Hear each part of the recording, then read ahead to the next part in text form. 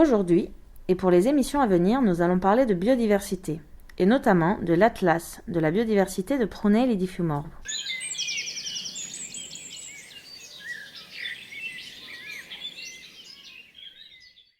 Biodiversité. En voilà un terme que l'on entend à tout va, dans les médias, dans les discours, les journaux, à l'école. Chacun s'approprie ce terme et toutes les informations qui en découlent. Changement climatique, extinction d'espèces, destruction d'habitats ou encore espèces invasives. Mais alors, la biodiversité, qu'est-ce que c'est ? C'est la contraction de diversité biologique. C'est donc la diversité du vivant à différents niveaux. C'est la diversité des gènes, ce qui fait que nous sommes tous différents. C'est la diversité des espèces, qu'il y a des papillons, des tortues, des fougères. Et c'est la diversité des milieux naturels dans lesquels vivent ces espèces. La biodiversité, c'est aussi et surtout les interactions que les êtres vivants ont avec leur milieu de vie et les interactions qu'elles ont entre eux. La symbiose, en voilà un exemple d'interaction donnant-donnant. Les lichens sont des exemples de symbiose parfaite. C'est l'association entre une algue et un champignon. L'algue nourrit le champignon et le champignon garde l'algue humide. Aucun des deux ne peut vivre sans l'autre. Ces interactions sont diverses et forment ce que l'on appelle les écosystèmes. Si l'écosystème était une chaîne de vélos, les espèces en seraient les maillons. Chaque maillon a sa place et si un maillon saute, tout l'écosystème peut être remis en cause. La diversité, c'est aussi pour être plus fort, plus résistant et plus résilient face aux maladies, aux perturbations, aux dérèglements climatiques. Plus un écosystème est riche, plus il est complexe, plus il est dynamique, stable et fonctionnel.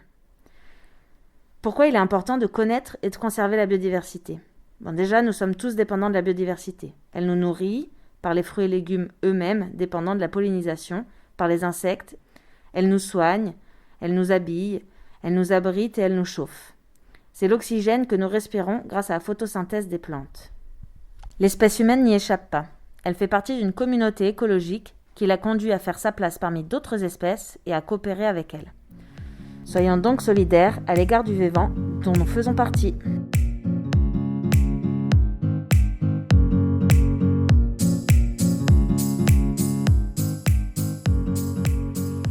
La commune de Prunay-Lady-Fiumorbe s'est alors lancée dans la réalisation d'un atlas de la biodiversité. Pour mieux connaître la biodiversité sur son territoire et donc mieux la protéger. Écoutons le maire André Rauqui.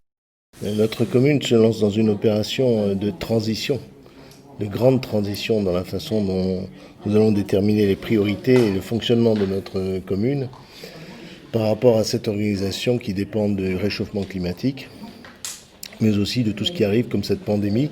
On a bien compris que nous étions obligés de privilégier d'abord notre harmonie avec notre milieu environnant, ça c'est très important, et c'est cette harmonie qui solidifie, qui consolide notre identité et notre façon de vivre.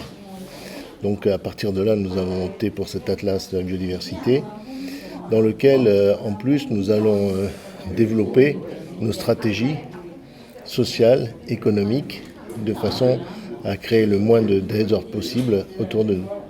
Donc la première des choses a été de faire un atlas pour essayer de répertorier tout ce qui nous entoure. Et ensuite, à partir de là, on va avoir un suivi de façon à voir un peu quels sont les effets de notre politique sur notre environnement. L'impact, il est à deux niveaux. Il y a un niveau qui est collectif, c'est-à-dire au niveau des décisions que prennent les élus, que prennent les associations, que prennent toutes les participants à l'économie de notre commune, à l'agriculture de notre commune. Donc ça, c'est un impact que je dirais collectif. Mais cet impact collectif ne sera suivi d'effet que si nous avons un impact individuel. Et pour ça, nous avons besoin d'avoir une éducation. Et cette éducation est très importante parce que par rapport à la société actuelle, nous n'avons plus du tout la même proximité que nous avions lorsqu'on allait travailler au champ avec nos grands-parents. Donc nous avons vraiment ce besoin de retrouver une connaissance la plus intime possible de notre environnement en flore et en faune. Pour élaborer cet atlas, nous comptons sur vous. Vous êtes invités à observer la biodiversité autour de vous, dans vos jardins, sur les sentiers de randonnée, pendant vos balades et à nous communiquer vos informations. Pour ça, nous mettrons à votre disposition un petit livret avec tout plein d'infos pour participer, pour apprendre à mieux observer, pour essayer de reconnaître ce qui vous entoure. Et nous reviendrons souvent vous parler de biodiversité au fil des saisons, à travers cette émission. Merci à tous d'être restés avec nous jusqu'au bout. N'hésitez pas à partager ce podcast avec vos amis ou votre famille. Nous parlerons d'oiseaux hivernants dans la prochaine émission. À bientôt.